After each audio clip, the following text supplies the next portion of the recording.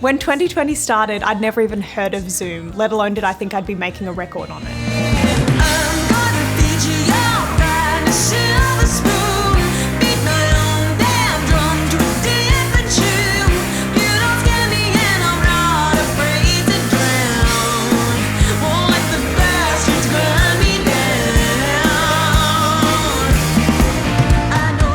We started the songs for Bastards when I was in LA at the start of 2020, and the plan was that I was going to come back into the studio after a US tour we had planned for later that year and finish the record off then.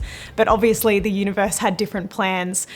Once it became clear that the pandemic meant we couldn't be in the same country together even, let alone the same room, we decided that we had two options. We could either push everything back indefinitely, or we could figure out a solution that meant we could push on.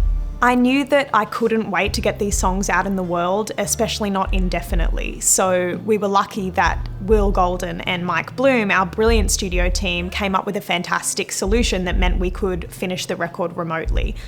Oh my God, I'm all tingly. Oh my. How's it going? G'day. Come October, we were sitting at a computer in Sydney and Mike and Will were sitting at their studio computer in LA, and we were making a record via Zoom. Once we got past the first sort of half hour of everybody sort of going, "You're muted," or "Am I muted?" or "Why can I hear myself 4 times every time I speak?" It was actually surprisingly easy, and we developed a great flow with the team. We also all really believed in the songs, and we just wanted to get them out there and have something positive to focus on in this uncertain, awful time. Could be is wearing us down, slowly but surely, together but lonely, we're both too afraid to be free. This record was a lot of firsts for me. It's the first time I got to write with a couple of my absolute biggest songwriting heroes. We had Colin Hay from Men at Work and also Taylor Goldsmith from my favourite band Doors.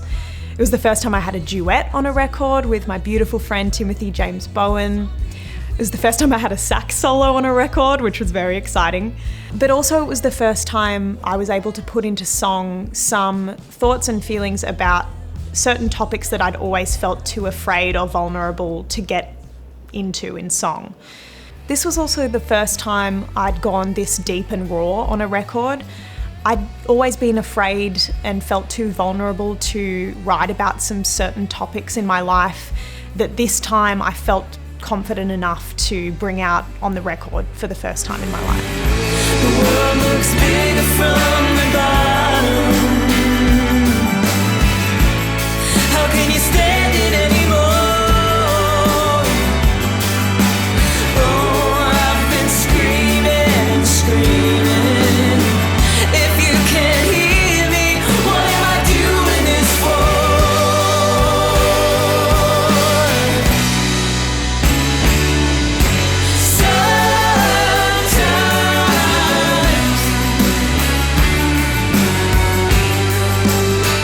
If The Making of Me was a record about figuring out my own place in the world and getting to know myself, I think Bastards is a record about coming to terms with how other people in my life affect me, how I affect them, how we coexist, and sort of that push-pull of external forces.